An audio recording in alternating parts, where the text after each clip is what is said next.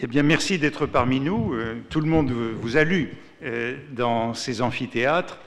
Et je voudrais vous dire donc le plaisir, l'émotion que nous avons à vous recevoir. Vous êtes un écrivain que nous admirons pour beaucoup de raisons. Et je dirais non seulement parce que vous avez reçu le prix Nobel, ou parce que votre œuvre, une toute petite partie de votre œuvre a été publiée dans la Pléiade l'année dernière, et c'est à l'occasion de cette parution dans la Pléiade que nous avons repensé à vous inviter, ce dont il avait déjà été question. Mais je dirais qu'il y a au moins 3-4 grandes raisons d'admiration pour vous. La première, c'est l'ampleur de votre œuvre. Le premier roman, La ville et les chiens, est publié en 1963. Il y avait déjà eu des nouvelles avant cela. Et c'est une œuvre immense durant cette bonne cinquantaine d'années, constamment renouvelée, non seulement des romans, mais beaucoup d'essais également sur la littérature. La deuxième raison, je dirais, c'est le cosmopolitisme. Vous êtes, en tout cas pour moi, le modèle du cosmopolite, ayant appris le français pour lire la littérature française, l'anglais pour lire la littérature anglaise, ayant vécu à Paris, puis ayant quitté Paris quand vous avez épuisé le plaisir de Paris pour aller à Londres, parce que la fête est passée à Londres, et puis maintenant à Madrid, après beaucoup d'autres lieux. Donc ce cosmopolitisme, c'est une grande valeur, conformément à laquelle vous avez vécu. La troisième raison, je dirais, c'est l'engagement. Vous remarquez parfois que les écrivains ne sont plus tellement engagés pour des causes morales ou politiques. Vous êtes engagé et vous avez eu comme modèle d'abord Jean-Paul Sartre, qui vous a beaucoup marqué dans votre jeunesse. Et puis vous êtes d'une certaine façon passé de Sartre à Aron, les frères ennemis. Et vous avez un engagement qui vous a mené même à une campagne politique dans votre pays natal pour une campagne présidentielle à la fin des années 1980. Donc cet engagement, je crois que c'est là aussi un grand motif d'admiration. Mais je dirais que le quatrième motif, et c'est celui que je voudrais donner pour le thème de notre conversation ce soir, c'est la lecture.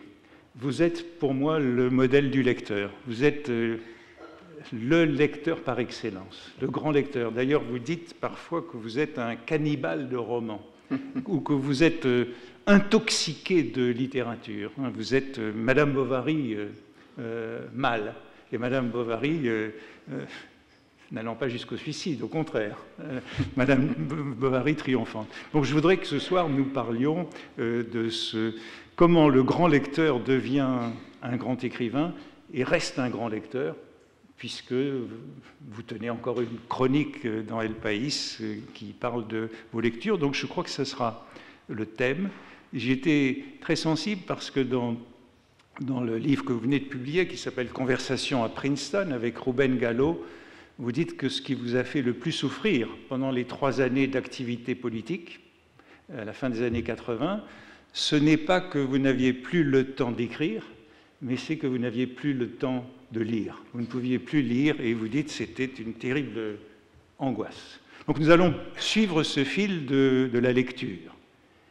Mais je voudrais vous poser une question préalable, parce que j'ai appris, d'abord par un message de vous, que vous aviez été auditeur au Collège de France, et j'ai appris hier que vous aviez été auditeur de cours, des cours de Maurice Merleau-Ponty et de Marcel Bataillon, dont un cours de Marcel Bataillon sur la conquête du Pérou. Alors c'est un cours, j'ai été vérifié, c'est un cours de 1961-1962, Les Espagnols du Pérou contre Charles Quint, analyse du mouvement pizarriste. Alors, je voudrais vous poser une question. Avant d'aborder la lecture, eh bien, le Collège de France, en 61-62, ou en 60-61, vous voyez qu'il a beaucoup changé. Merleau-Ponty, Bataillon. Laissez-moi, avant de vous répondre, de remercier le Collège de France pour cette invitation et aussi pour la présentation si généreuse que vous avez faite de moi et de mes livres. Oui, je me souviens très bien du cours de Marcel Bataillon. C'était sur un chroniste de la conquête du Pérou. Et je me souviens surtout de son élégance. Il était un très grand expositeur. Il parlait merveilleusement bien. On avait l'impression qu'il lisait. C'était si précis, si ordonné, n'est-ce pas, les expositions qu'il faisait. Et on racontait au Pérou une anecdote de lui. Il y avait eu, dans les années 50, un congrès des péruanistes qui s'était, je crois que c'était à Lima, mais ils ont passé 2 jours au Cusco. Et on racontait que Marcel Bataillon était arrivé au Cusco et qu'il avait montré tout le reste des congressistes les palais Inca. Il expliquait exactement comment s'était passée, n'est-ce pas, la rébellion de Tupac Amaru. Et il connaissait la ville d'une manière absolument extraordinaire. Et c'était la première fois qu'il visitait le Cusco. Je me souvenais de cette anecdote, de cette histoire. Et c'est pour ça que je suis venu à suivre ces cours qui étaient vraiment très, très, très beaux. Je ne me souviens pas lesquels, mais sur un chroniste de la conquête du Pérou. Oui. Par contre, les cours de Merleau-Ponty, je n'ai pas une mémoire si vive. C'était probablement son dernier cours. Si, c'était probablement le dernier cours. C'était sur la danse, hein, je crois. Sur la danse. La danse? Non. Ça, je ne me souviens pas très bien. Alors, je n'ai pas un si grand souvenir de ces cours comme celui de Marcel Bataillon. Bon, parlons donc de la lecture, de ce caractère essentiel, puisque c'est ça qui vous a tant manqué pendant les années d'activité. Et puis, j'étais très sensible à ce que vous dites à différentes reprises sur le fait que le plus grand événement de votre vie, c'est l'apprentissage de la lecture à l'âge de 5 ans, au collège La Salle, à Cochabamba, en Bolivie, oui, avec frère Justiniano. Alors, c'est le plus grand événement de votre vie. Dites-nous pourquoi. Qu'est-ce que c'était que cette découverte? Je le dis toujours, je le crois. Je crois que ça a été une frontière dans ma vie quand j'ai découvert qu'en lisant, en traduisant, n'est-ce pas, en images, les lettres, les mots des livres, on pouvait vivre une existence beaucoup plus riche, beaucoup plus intéressante, beaucoup plus diverse que la vie véritable. Alors cela a été pour moi une découverte essentielle. Je pouvais voyager dans le passé, dans l'avenir. Je pouvais avoir une existence hors du commun, n'est-ce pas? Vivre des aventures qui étaient invraisemblables dans la vie quotidienne. Alors la lecture a été si importante que dans ma mémoire, ce sont les livres que j'ai lus en Bolivie qui sont les plus présents dans ma mémoire, beaucoup plus que mes camarades à l'école. Non, ce sont les personnages de Jules Verne, les personnages d'Alexandre Dumas.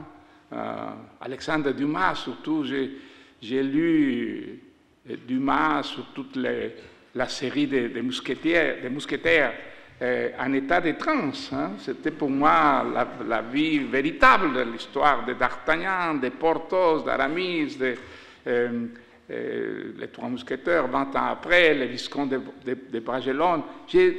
Tout ça est tellement vivant dans ma mémoire, malgré tous les temps passé.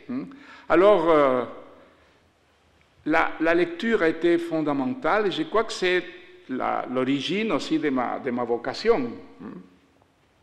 Et je crois que j'ai associé de très jeune la littérature et le mal. J'ai lu seulement Bataille beaucoup plus, beaucoup d'années après. Mais je me souviens ma mère était une très bonne lectrice et elle avait un livre chez elle, son velador, comment on dit ça, dans cette petite table de nuit, oui, qu'elle m'avait interdit de lire. Oui. Elle m'a dit, c'est pas pour un jeune. Et alors je l'ai lu, bien sûr, non, en cachette. Et j'ai découvert qu'il y avait là, c'était un livre de poèmes de Pablo Neruda, 20 poemas de amor y una canción desesperada. Et dans les poèmes, j'ai trouvé qu'il y avait des choses qui étaient rares et qui étaient un peu troublantes. Je me souviens de 2 vers surtout. Mi cuerpo de labriego salvaje te socava y hace saltar al hijo del fondo de la tierra. Il y avait un péché là-bas, hein? Clairement un péché mortel probablement, hein? Mais je ne comprenais pas ce qui s'est passé exactement. Mais je crois que c'est à ce moment-là que j'ai commencé à associer un peu la littérature à ce qui est interdit, hein? À une certaine vie secrète, pas publique. Hein? C'était autre des attractions de la lecture. Et alors, quand vous parlez de vos lectures d'enfants, à Lima, vous les présentez très très souvent comme le seul moyen de supporter l'existence. Et... Non, c'est venu après ça. À l'époque, c'était la joie. Oui. Lire, c'était la joie, c'était une manière plus riche de vivre, n'est-ce pas? C'était un enrichissement de la vie quotidienne. C'est seulement après, quand mes parents qui étaient divorcés se sont réconciliés, quand je suis allé vivre avec mon père, que je n'ai pas connu jusqu'à que j'avais 10 ans, 11 ans, où la vie est devenue pour moi très difficile. Hein? J'avais été un enfant très, très gâté par ma mère, par mes parents maternels. Mais la vie a changé complètement pour moi avec mon père, qui était un homme très strict, très sévère, n'est-ce pas? J'avais beaucoup de peur de lui. Et c'est à ce moment-là où la littérature est devenue une défense contre la souffrance, contre disons, la déception. Vivre avec mon père a été très, très difficile pour moi. Et c'est à ce moment-là où la littérature est devenue la vie véritable. Hein? L'autre vie.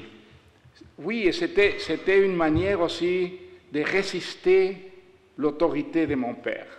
Mon père détestait la littérature, il voyait avec beaucoup de préoccupations que son fils écrivait des poèmes, des petits poèmes.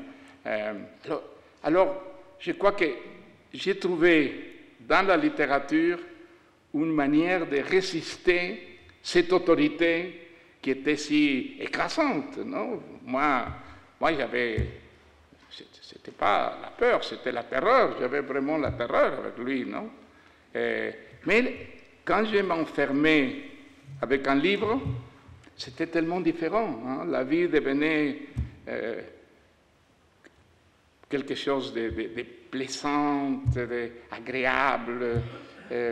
Alors j'avais une paix que je n'avais pas dans la vie quotidienne si mon père était prêt. Hein? Et vous dites un peu la même chose de vos années de pension. Dans les années de pension, la lecture était aussi le moyen d'échapper à la... Comme mon père voyait avec beaucoup d'inquiétude ma afición pour la lecture et pour l'écriture, alors il m'a mis dans une école militaire, Leoncio Prado. Et c'est très intéressant parce que, sans le savoir, il pensait que les militaires allaient éradiquer, n'est-ce pas, cette maladie de la lecture, de la littérature, de la vocation littéraire. Mais, au contraire, il m'a donné le thème de mon premier roman, et au collège militaire Leoncio Prado, je suis devenu un écrivain professionnel. Hein? C'est une manière de dire, mais enfin, vous avez compris, vous êtes devenu un écrivain qui écrivait pour les autres, écrivain public. Dans un collège militaire, la littérature était admissible si vous faisiez ce que je faisais. J'écrivais des lettres d'amour, par exemple, pour mes camarades. Et ils me payaient avec des cigarettes. Et j'écrivais aussi des textes érotiques, pornographiques, disons. Non? Ça, c'était viril, n'est-ce pas? Alors, je suis devenu un écrivain professionnel. Et comme d'habitude, j'étais... un escribidor. Un escribidor, exactement, oui. Et j'ai beaucoup lu. J'ai lu énormément. Surtout les week-ends quand j'étais, comment on dit, châtié. Puni, c'est ça. Quand j'étais puni, alors je lisais. Et je me souviens d'avoir lu un des chefs-d'œuvre de ma jeunesse à l'école militaire, qui était Les Misérables de Victor Hugo. Aussi, dans un état de transe, véritable.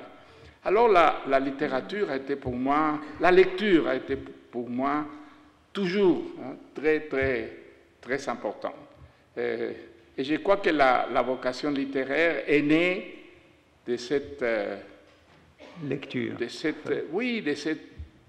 plaisir extraordinaire, non, qui me donnait la lecture.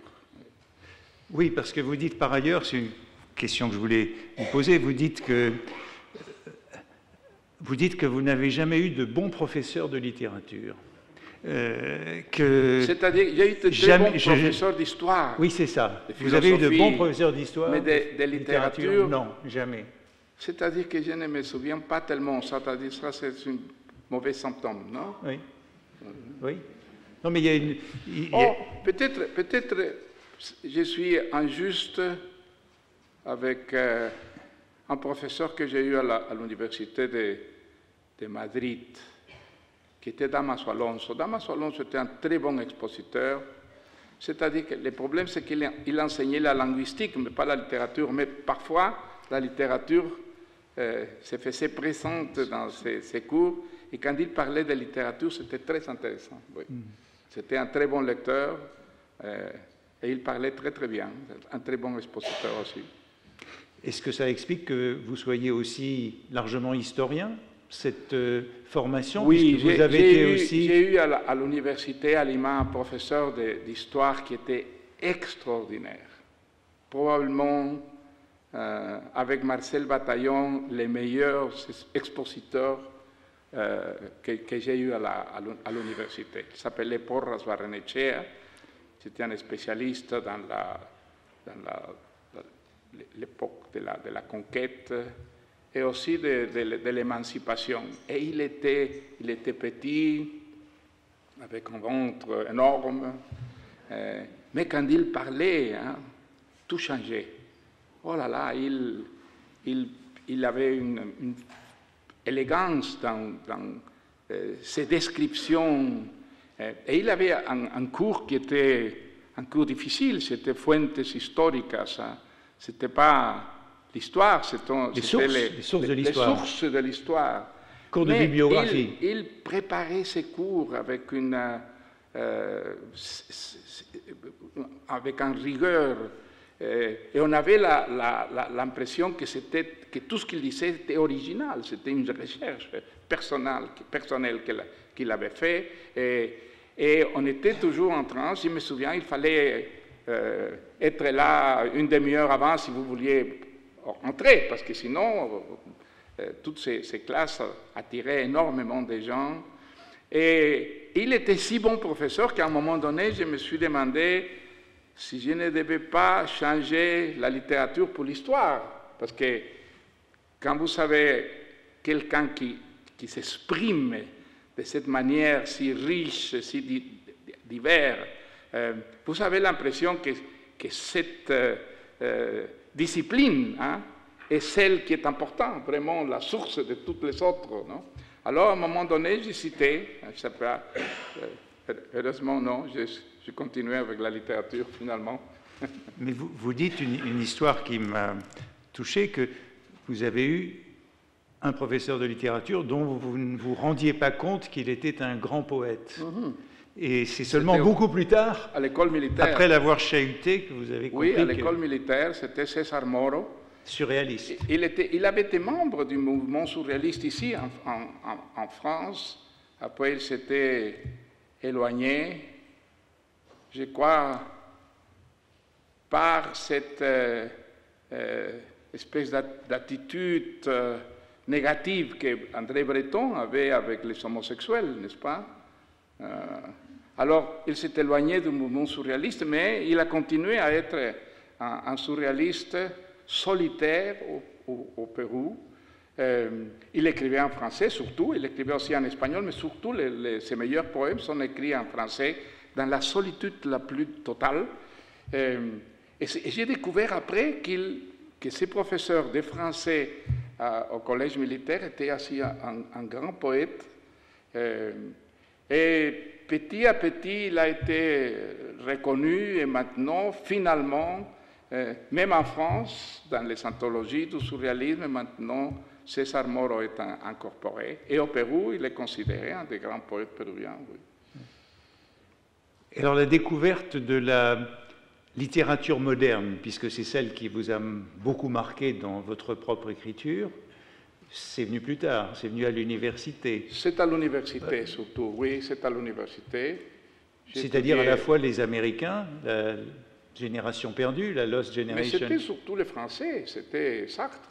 D'abord Sartre. Sartre m'a marqué énormément à l'université, comme je crois toute ma génération, et pas seulement au Pérou, en Amérique latine, on lisait Sartre, on lisait Camus, il y avait les Camusiens et les Sartriens. J'étais surtout sartrien à l'époque. Vous n'aimiez pas Gide, je crois. Non, pas beaucoup, Gide, non. Mais Sartre, oui, je le lisais, je suivais tout ce qu'il disait sur la littérature, je le croyais, je le croyais. Et jusqu'à la moitié des années 60, je le croyais, je le suivais, j'essayais de suivre tous ces encheminements qui étaient tellement compliqués, n'est-ce pas, contradictoires, et tout ça. Il fallait être très près des communistes, il fallait être loin des communistes, après il fallait être maoïste, c'était difficile, n'est-ce pas? Jusqu'à ce qu'un jour, j'ai lu dans Le Monde une interview qu'il avait faite où il disait une chose qui m'a beaucoup blessé. Il disait, je comprends que les écrivains africains renoncent à la littérature pour faire d'abord la révolution et créer des sociétés où la littérature soit possible. Alors, je me suis senti trahi par Sartre. Il m'avait appris que la littérature était un instrument, n'est-ce pas, pour changer la société. Oui. C'était un instrument d'action. Oui. Les mots, ce sont des actes. Je me souvenais de cette phrase. Non? Alors, pour un jeune péruvien qui voulait être écrivain dans un pays où il y avait des analphabètes par des millions, et où la littérature représentait si peu, ces idées de Sartre étaient très encourageantes, n'est-ce pas? Oui, la littérature sert. La littérature, ce n'est pas seulement un plaisir pour les lecteurs, c'est aussi une manière d'intervenir dans l'histoire, de pousser l'histoire dans la bonne direction. Je croyais tout ça, et à un moment donné, il disait que les écrivains africains, c'est-à-dire les écrivains latino-américains, nous devions renoncer à la littérature pour faire d'abord le socialisme où la littérature serait possible. Je me suis senti vraiment très, très, très déçu, énormément déçu par cette déclaration. Et je crois que c'était dans les mêmes interviews. Madeleine Chapsal, c'était la journaliste. Il disait, devant un enfant qui meurt de faim, la nausée ne fait pas le poids. Oui. Alors, mélanger la pauvreté, la misère et la littérature, je ne l'ai suivi plus. Plus du tout. Non, j'ai changé, je suis devenu très critique de Sartre et j'ai redécouvert Camus. J'avais écrit un essai contre Camus en défendant Sartre après la polémique entre les deux, n'est-ce pas? Vous étiez abonné des Temps modernes. J'étais abonné à les Temps modernes, oui. À l'époque, de la polémique. La monnaie péruvienne était si forte que je pouvais, avec les petits travaux que j'avais, m'abonner à les Temps modernes et à les Lettres nouvelles de Maurice Nadeau. Oui. J'ai recevais mensuellement les deux revues. Et j'ai suivi là ce débat avec Camus. Et j'avais défendu Sartre. Et après, en 1966, j'ai donné raison à Camus. J'ai dit, Camus avait raison. C'était Sartre qui était dans l'erreur. Est-ce que ça coïncide avec votre virage par rapport à Castro? À peu près. C'est en même temps, à peu près, ça, oui. Ça a été une transition de Sartre à Camus, du socialisme, d'abord à la démocratie, et après au libéralisme. Oui. Et ça correspond au refus de Sartre. Ça a été à peu près à l'époque où je me suis éloigné de Sartre et j'ai redécouvert Camus. J'ai publié un petit livre d'ailleurs, entre Sartre et Camus, où j'ai raconté un peu cette évolution. J'ai l'impression que on parle du lecteur, de vous comme grand lecteur, et en même temps, dans beaucoup de vos livres, il y a le personnage de l'écrivain raté, celui qui, par exemple, est un journaliste alcoolique, donc Conversation à la cathédrale.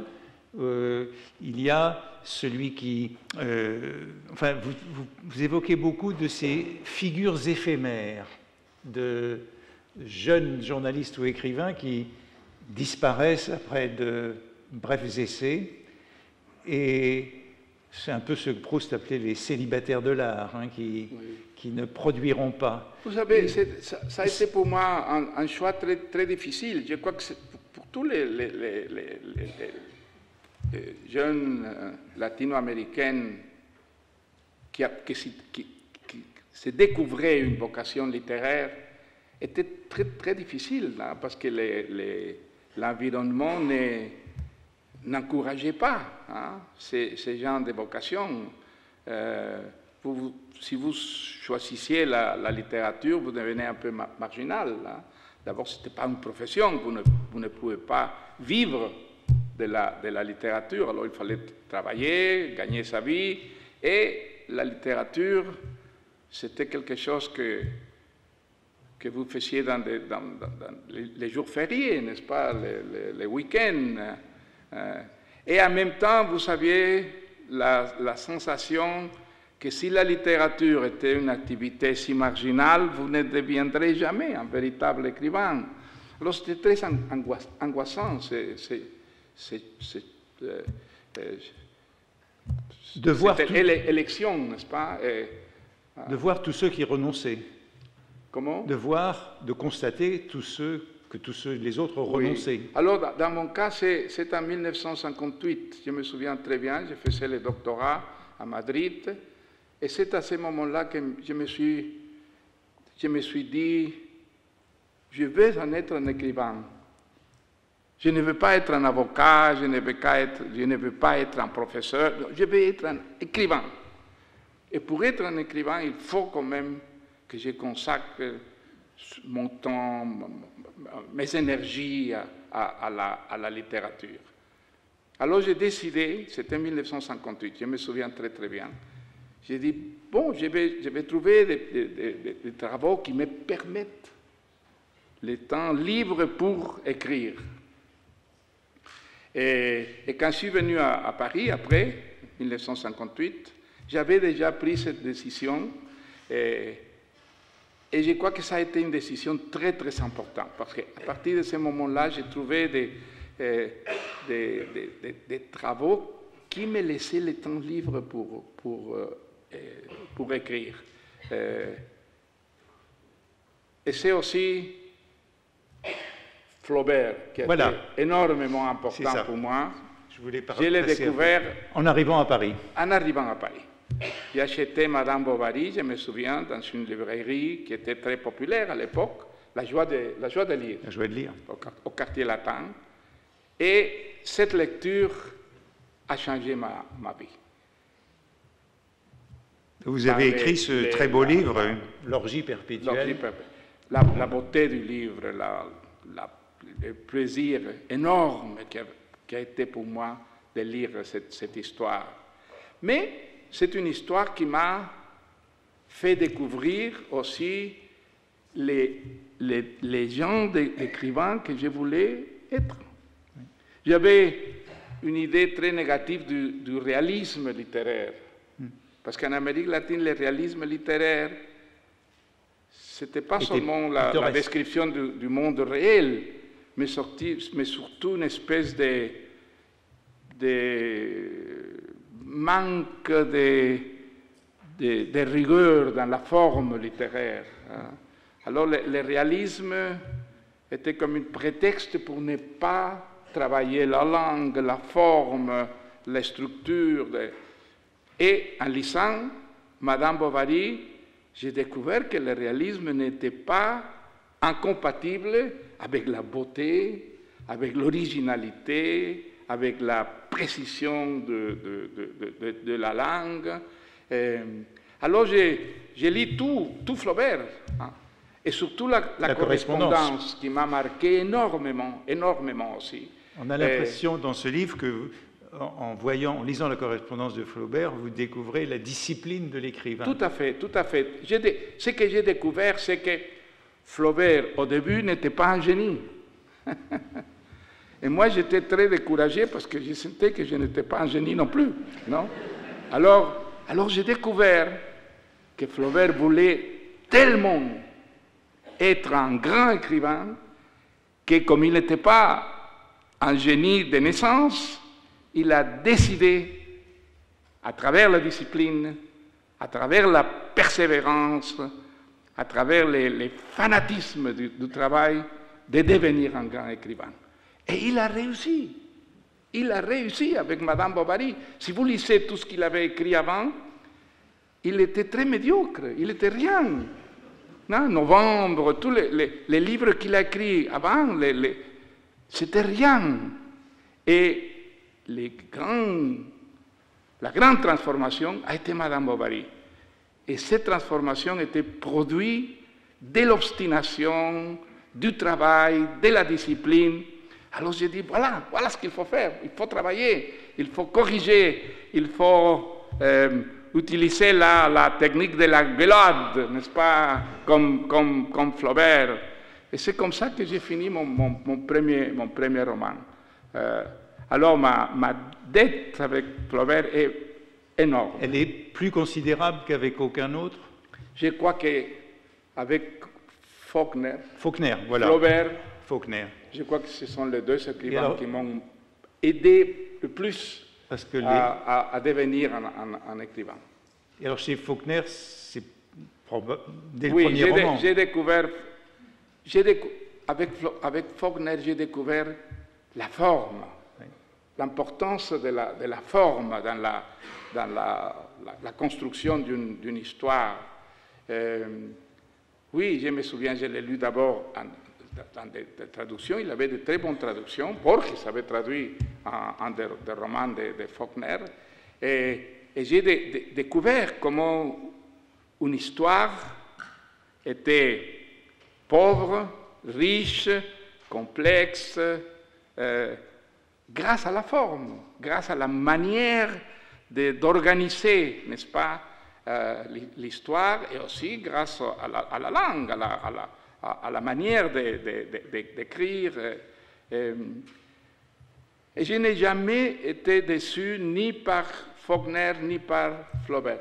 Chaque fois que j'ai relu, j'ai eu l'impression que cette lecture me révélait encore des éléments inédits que je n'avais pas découverts dans les lectures antérieures. Alors je crois que Faulkner, oui, a eu il y a d'abord une autre raison pour Faulkner. Faulkner a eu une influence énorme, comme vous savez, dans la littérature latino-américaine. Énorme. Et je crois que ce n'est pas seulement les grands talents, n'est-ce pas, des romanciers qu'il avait, mais aussi le monde avec lequel il travaillait. Il créait ces histoires. C'était un monde qui était, le Sud, le Deep South, très semblable à celui de l'Amérique latine, n'est-ce pas, où il y avait un passé très riche, il y avait des races différentes, où il y avait une violence souterraine énorme, l'importance du passé dans le présent, tout ça qui était derrière la Yoknapataufa saga de Faulkner, était la réalité latino-américaine. Alors je crois que c'est pour ça que tant d'écrivains latino-américains ont appris beaucoup de son métier, de leur métier, en lisant Faulkner. Alors vous avez cité Borges comme traducteur de Faulkner. Alors je voudrais vous montrer la venue de Borges au Collège de France en 1983, parce que quand on vous a invité, on a dit mais on a déjà eu dans les mêmes circonstances Borges. Alors on va le voir, son arrivée au Collège de France en 1983.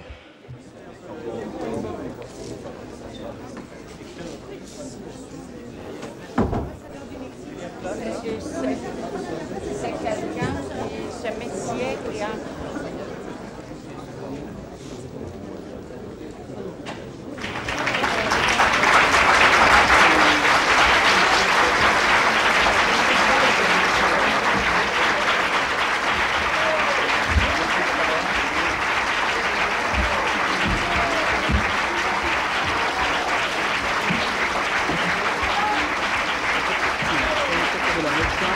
Un poquito más por aquí, por favor, para llegar hasta el asiento. Siéntese, rápido, fantástico.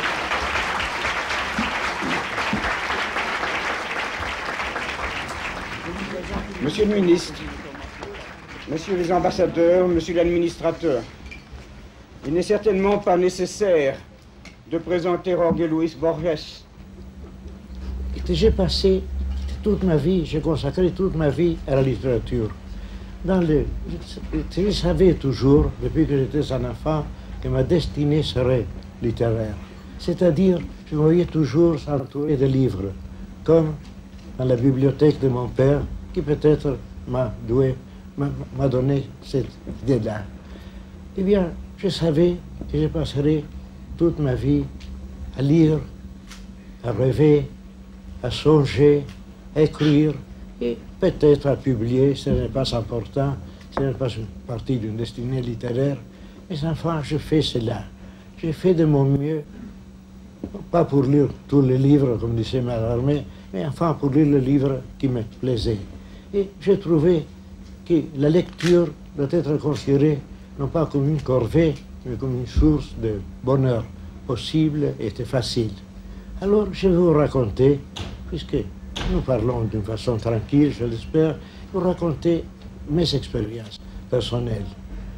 Eh bien, je marche dans la rue de Buenos Aires, dans la Bibliothèque nationale que j'ai dirigée dans le temps et que j'ai quittée après, puis tout à coup, je sens que quelque chose va arriver. Alors j'attends. Et puis, cette quelque chose arrive. Et c'est là, peut-être, une fable, une notion quelconque que je ne perçois pas d'une façon claire, mais je perçois toujours et le commencement et la fin. Puis après, il me faut inventer ce qui arrive entre ces deux choses que je connais, le commencement et la fin. Eh bien, alors, Mario Vargas Llosa, vous aviez connu Borges à Paris en 1963, à une visite précédente. Oui, je l'ai même interviewé pour ce qu'était à l'époque la radio-télévision française. J'ai travaillé là-bas comme journaliste dans les centres courts, les émissions vers l'Espagne et l'Amérique latine. Et je me souviens de cette interview. Je me souviens même d'une question que je lui ai posée et sa réponse. Je lui ai dit, Borges, qu'est-ce que c'est la politique pour vous? Et il m'a répondu, c'est une des formes du tedium. Una de las formas del tedio. Alors, je crois que c'est la France qui a découvert Borges et c'est grâce à cet enthousiasme de la France par Borges qu'il est devenu célèbre aussi en Espagne, en Amérique latine et dans le reste du monde. Avant 63, il est élu, mais il est élu par des minorités. Hein, des minorités. Il était un écrivain un peu marginal, et c'est seulement avec l'enthousiasme de la France, avec les revues qu'on a consacrées à lui, comme L'Erne, la Nouvelle Revue Française, que l'Amérique latine a découvert qu'il y avait là-bas aussi un très grand écrivain, et je souligne très grand, hein, probablement le seul dans notre langue comparable au grand classique, n'est-ce pas?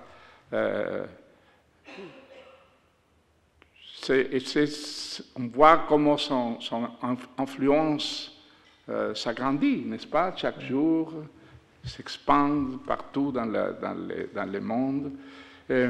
Et son cas, c'est vraiment un cas très, très rare parce qu'il n'y a pas de précurseur, il n'y a pas de comment dire, successeur, n'est-ce pas? Mais au début, vous ne l'aimiez pas trop.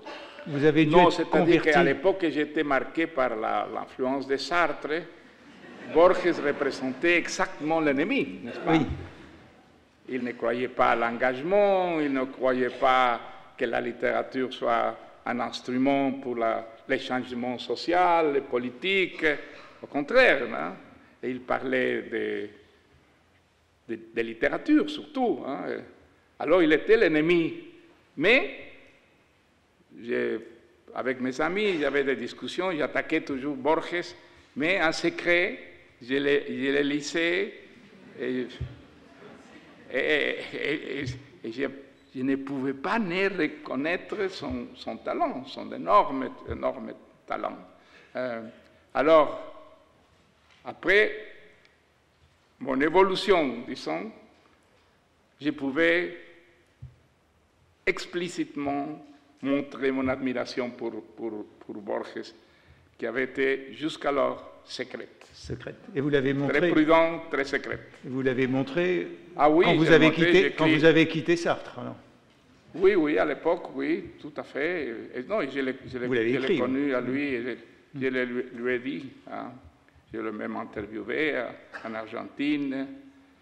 Et j'ai une énorme admiration pour lui. C'est un écrivain que vous pouvez relire constamment. Et toujours, vous trouvez des nouvelles merveilles, hein, dans ce qu'il a écrit, pas seulement dans ses contes et ses essais, mais aussi dans sa poésie, que je crois que c'est une grande poésie. Non? J'aimerais vous interroger maintenant sur les rapports de la littérature et de la dictature. Vous dites parfois que quand la dictature tombe, on ne sait plus quoi écrire, parce qu'on a écrit contre elle. Et vous avez écrit 2 livres, il y a 2 grands livres qui parlent des dictatures, que c'est l'ennemi qui permet de penser et de travailler, et que quand il tombe... C'est-à-dire, je crois que c'est plus large la question. Hein. Je crois que la littérature est importante pour une société quand il y a des problèmes. Ça peut être une dictature, bien sûr, mais il peut y avoir une espèce d'incertitude sur l'avenir immédiat, une confusion terrible où on ne sait pas où on va. Ce sont les moments privilégiés pour la littérature. C'est dans ces moments de confusion, d'instabilité, la littérature vous donne un ordre. Vous donne une organisation de la vie, de la société qui vous aide, n'est-ce pas, à vous stabiliser d'une manière plus disons, pratique dans ce monde confus où on ne comprend pas rien et on ne sait pas où on va. Ce sont les sociétés très stables qui n'ont pas une grande littérature. Hein. Regardez autour de vous des sociétés qui sont admirables du point de vue social, économique, politique. Cette stabilité est favorable. Pas mortelle, mais très peu favorable à la grande littérature. Par contre, regardez les sociétés qui vont mal. Hein, la Russie au XIXe siècle, et toutes les révolutions et contre-révolutions de la France au XIXe siècle a produit une littérature prodigieuse, n'est-ce pas? Oui, on n'a pas encore parlé de Dostoïevski, dont vous dites que c'est l'une de vos Voilà, grandes découvertes Tolstoï, de fin d'adolescence. Tolstoï, Ouais. Regardez, Tchekhov, tous ces grands, ces extraordinaires écrivains.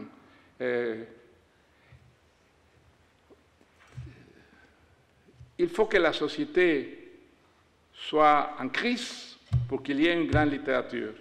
Alors il faut souhaiter la crise. Et sommes-nous... Je crois qu'on est très fortuné d'avoir des problèmes dans des pays comme le Pérou ou la France. C'est grâce à ça que nous avons une grande littérature. Et on est en crise en ce moment? Ah oui, on est dans une crise très sérieuse, oui. Donc on a une bonne littérature.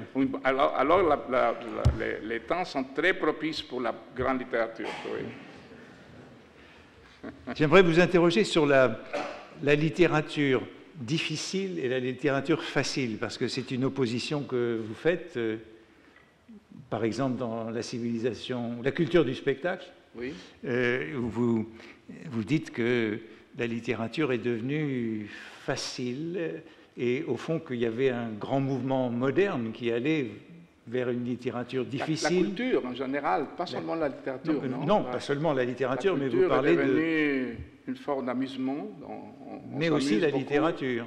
Oui, la littérature aussi, mais c'est le cas de la peinture, les idées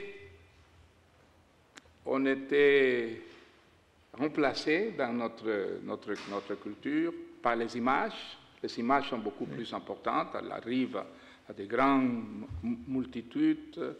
Et les images sont tellement présentes dans notre vie que les idées et la littérature sont un peu devenues un peu marginales, n'est-ce pas?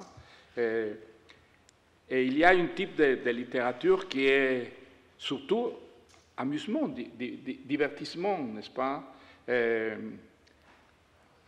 crois que la grande littérature est formidable, mais ne peut pas être seulement diversion, amusement. Je crois que c'est la raison pour laquelle notre temps ne donne pas une très grande littérature. Quelles sont les conséquences possibles de cette situation?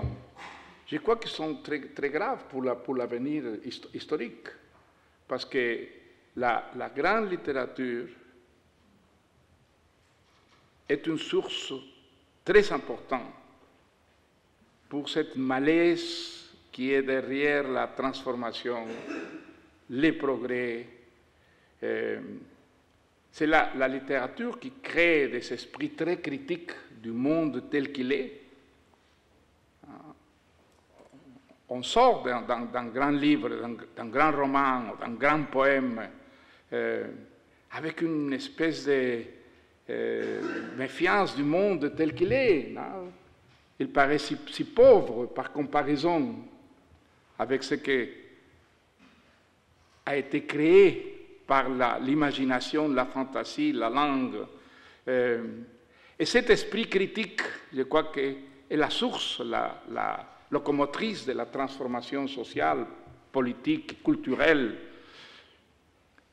Pourquoi croyez-vous que tous les régimes qui veulent contrôler la vie de la naissance à la mort se sont toujours méfiés de la littérature et ont créé des systèmes de contrôle.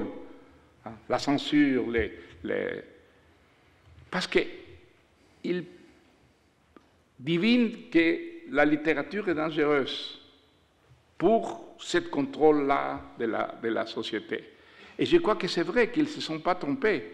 La littérature éveille en nous une attitude de rejet, de confrontation avec le monde tel qu'il est. En ce sens, vous restez tout de même sartrien, non. Dans cette dimension critique de la littérature. Oui, ah non, je crois qu'en ça, il avait raison. C'est quand il a commencé à se méfier de la littérature et a dit des bêtises comme ça, qu'il faut que les enfants qui meurent de faim ne font pas le poids pour les bons romans, n'est-ce pas? Non, c'est là qu'il s'est trompé. Mais je crois qu'il avait raison quand il disait « Non, la littérature peut changer la vie ». Oui, je crois que la littérature change la vie et qu'il est important que la littérature existe, la bonne littérature, la grande littérature, si nous voulons maintenir vivant l'esprit critique qui est derrière tous les changements. Cet esprit critique, je crois que disparaît quand la littérature devient seulement amusement, diversion. Je vois dans le Poisson dans l'eau ce que je considère votre art du roman que vous définissez, et il y a cette dimension, attitude critique, mais vous définissez votre art du roman par 3 caractéristiques. Utiliser une expérience personnelle comme point de départ pour l'imaginaire, toujours une dimension personnelle. Employer une forme qui feint le réalisme au moyen de précisions géographiques et urbaines, l'aspect documentaire, historien, de l'historien, et une objectivité obtenue à travers des dialogues et des descriptions d'un point de vue impersonnel, ça c'est Flaubert, effaçant les traces de l'auteur, et enfin, dernier ingrédient, une attitude critique d'une certaine problématique qui est le contexte ou l'horizon de l'anecdote. C'est moi qui ai écrit ça? C'est vous qui avez écrit ça? Ah non, je suis tout à fait d'accord. Vous êtes d'accord? Oui, oui, avec l'auteur de ce livre, oui, tout à fait. 100%. C'est votre art du roman, à mon sens, qui est là. C'est-à-dire, c'est mon cas, n'est-ce pas? Oui. C'est comme ça que j'écris des romans. Peut-être qu'il y a d'autres cas très, très différents, mais dans mon cas, je crois que cette description est exactement ce qui arrive avec tous les romans que j'écris. La dimension autobiographique, oui, toujours quelque chose. Le point du départ, c'est toujours... quelque chose de vécu. Oui, quelque chose de vécu qui a laissé, n'est-ce pas, des images qui sont si encourageantes pour inventer autour de ces images une histoire. Puis la dimension réaliste, documentaire, il y a toujours de l'histoire. Oui, le réalisme. Et après, le travail, n'est-ce pas, le travail formel qui est tellement important. Voilà, non? 3e élément. Et puis l'attitude critique. Vous insistiez sur cette dimension, donc, critique sociale ou politique. Alors, je crois que toute bonne littérature est critique, hein, même si l'auteur n'est pas très critique du monde dans lequel il vit, mais je crois que ce qu'il écrit, d'une manière ou d'une autre, est une espèce de confrontation avec le monde réel, dans lequel les critiques sont plus importantes que les accords avec ce monde-là. Vous dites que votre livre, celui que vous voudriez garder, c'est Conversations à la cathédrale. C'est-à-dire, c'est le livre qui m'a coûté le plus. J'ai beaucoup travaillé. C'est le livre le plus flaubertien, en ce sens. Ah, j'espère bien, oui. J'aimerais bien que ça soit c'est aussi le livre, peut-être... C'est-à-dire que ça a été un livre très difficile à écrire. Moi, j'avais une idée. Je voulais montrer comment une dictature semblable à celle du général Odría, que nous avons eu au Pérou, peut corrompre des activités qui sont très éloignées, en apparence, de la politique. La vie professionnelle, par exemple, la vie familiale, comment tout ça peut se ressentir du système autoritaire, n'est-ce pas, qui est établi par la dictature. Alors cette idée, je l'avais très claire, mais la manière de transformer cette idée dans des situations, dans des personnages, c'était tellement difficile, n'est-ce pas? Alors, je crois que j'ai travaillé la première année dans l'obscurité totale, en écrivant des épisodes. Je n'avais pas aucune idée de la manière comme je pouvais intégrer tous ces épisodes-là, ces grand nombre de personnages dans une structure cohérente. Hein. Et c'est seulement quand j'ai travaillé déjà depuis un an dans ce livre-là, qu'un jour j'ai eu l'idée d'une conversation qui tiendrait tous les éléments. Qui serait comme la colonne vertébrale, n'est-ce pas, de l'histoire. Alors à ce moment-là, oui, à ce moment-là, j'ai eu déjà une idée de la structure du roman. Mais la première année, c'était dans la confusion totale. Et je crois que c'est parmi tous les livres que j'écris, les livres qui m'ont coûté plus d'efforts. Alors si je dois choisir un, c'est pour ça que vous le choisiriez. J'ai choisi la conversation et la cathédrale, oui. Et c'est pour aussi, des raisons très subjectives, non? Et c'est aussi peut-être le plus difficile, le plus compliqué. Vous dites pour lire? Pour le lecteur. Probablement, c'est difficile. On ne pouvait pas conter cette histoire directement. Il fallait... Ces réverbérations... Je crois que c'était la seule manière de que cette histoire soit acceptable par les lecteurs. Autrement, si la chronologie aurait été respectée, ça n'aurait été pas un roman, ça aurait été une saga, n'est-ce pas, une saga.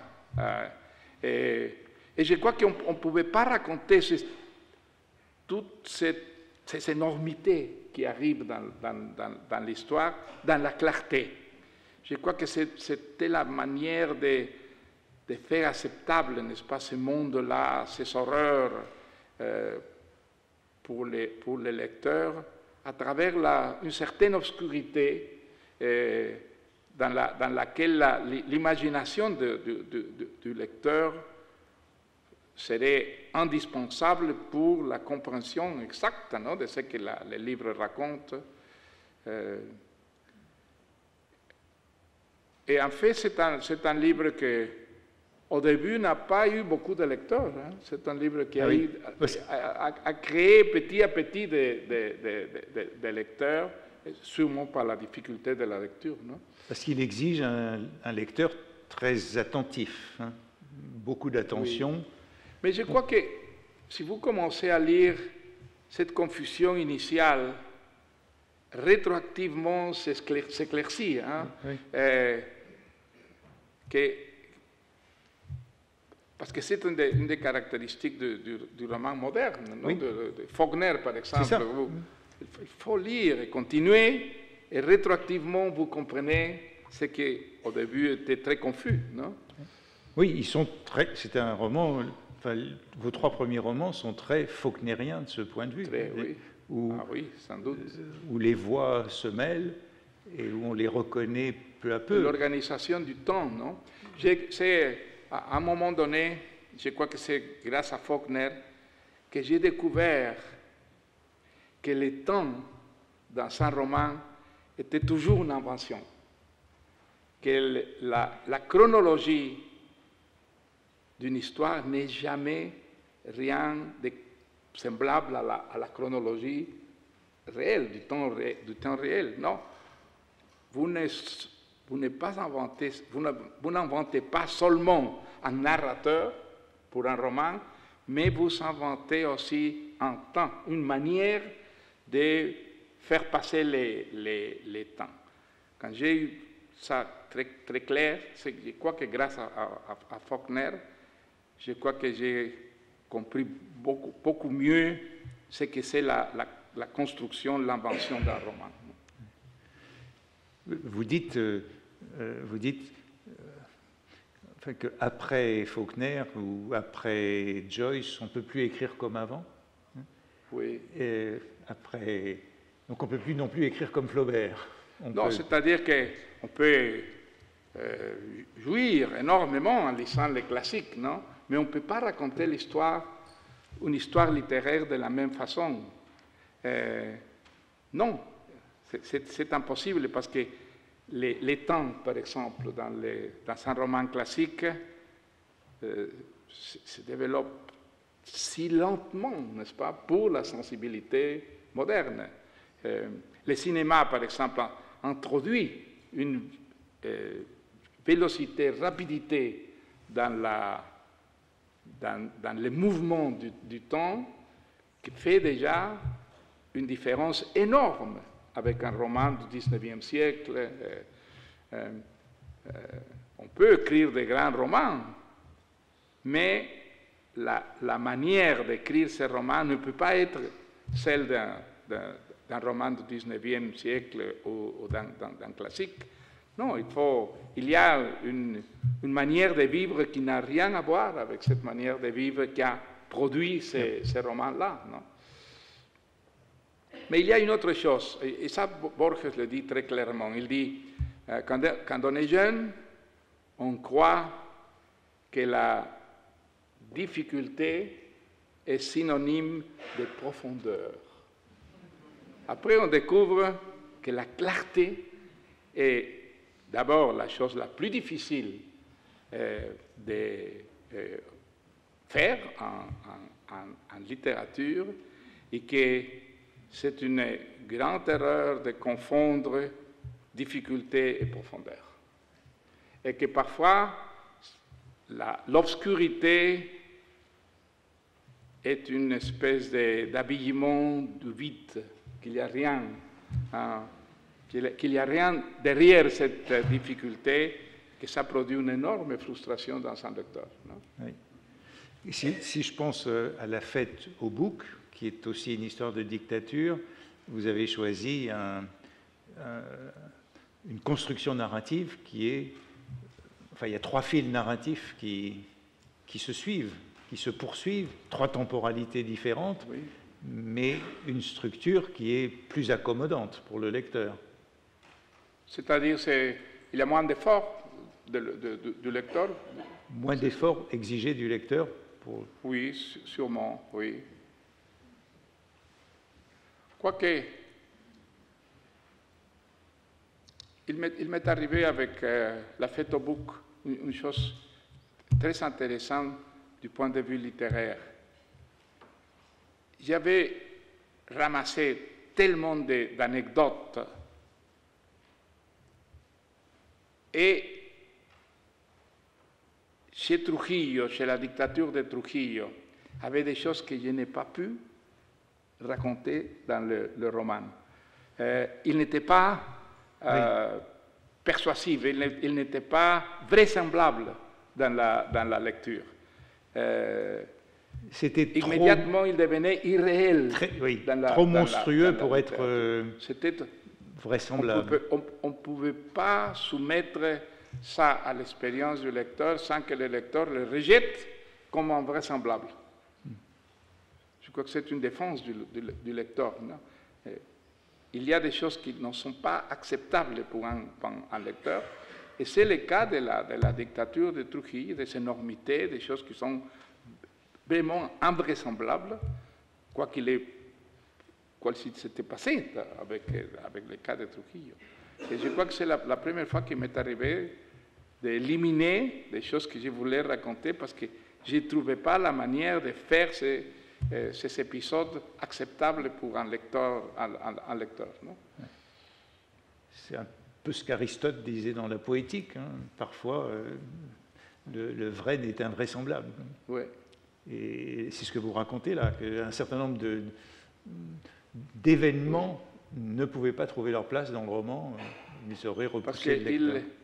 C'est-à-dire que la réalité est beaucoup pure que les horreurs de la littérature. Oui, il y a des cas où ça arrive, oui. Si on a encore un peu de temps, je voudrais encore vous poser une ou deux questions. Vous dites que votre lecture de Karl Popper vous a mis dans les mêmes transes que la lecture des Misérables de Victor Hugo ou la lecture de Madame Bovary de Flaubert. Ce n'était pas littéraire, c'était idéologique plutôt. Hein? Popper, oui. Oui. Que c'était une révélation. Ça a été pour moi une révélation, la société abierta et sus enemigos. Hein?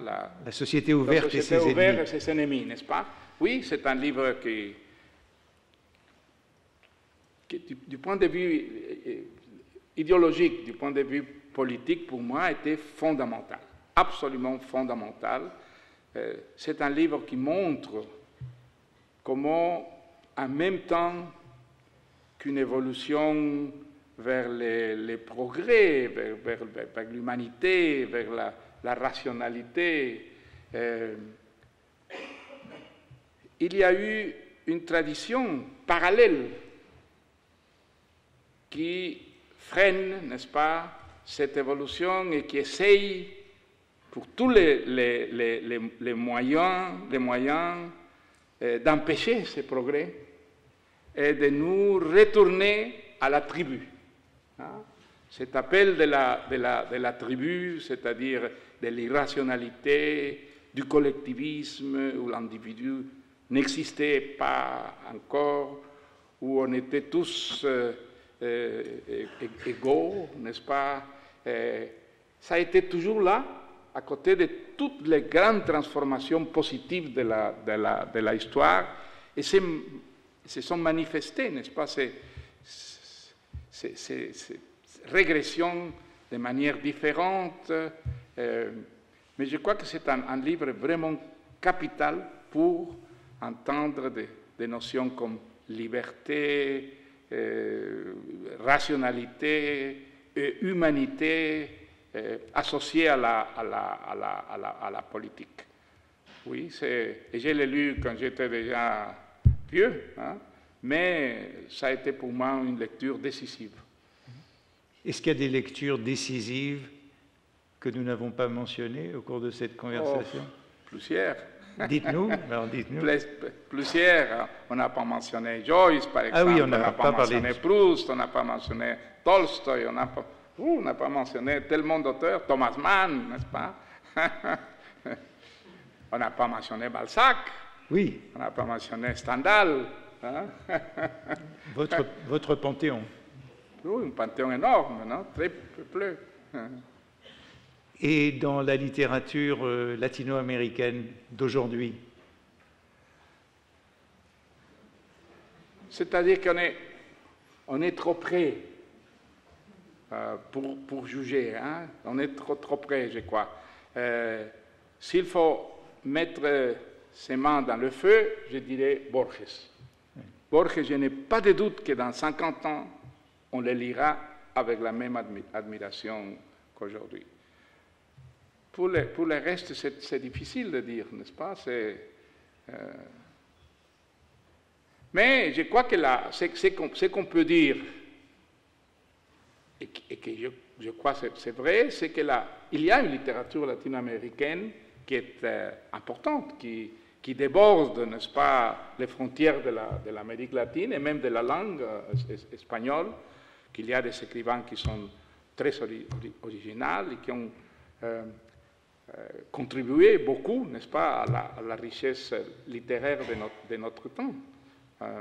Alors combien d'eux vont survivre un siècle après? Si est-ce qu'il y a littérature encore, il y a des lecteurs encore, ce n'est pas sûr, n'est-ce pas? Il y aura des spectateurs, mais des lecteurs, on ne sait pas. C'était difficile à dire. Hein? Sans tomber dans le patriotisme, qui est très dangereux, s'associer le patriotisme à la littérature, non?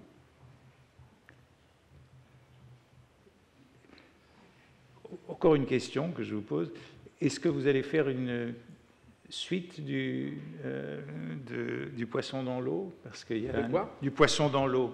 Il y a une partie de l'autobiographie qui est encore en ténèbres, n'est-ce pas? Qui est encore entre les deux. Il y a un trou entre les deux parties du livre. Je crois que c'est mieux laisser ça dans l'obscurité pour le moment. On verra après, mais pour le moment, c'est mieux. Hein? Ce sont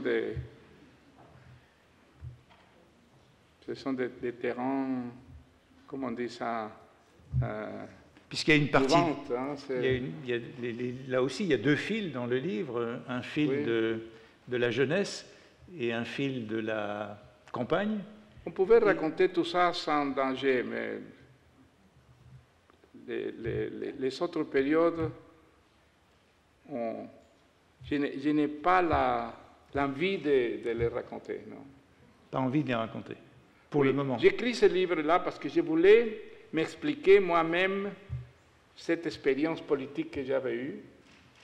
Et alors, ce livre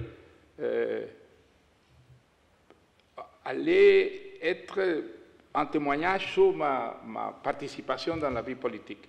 Mais après, quand j'ai commencé à l'écrire, j'ai dit non, je vais donner une idée complètement fausse de moi-même, je suis un écrivain.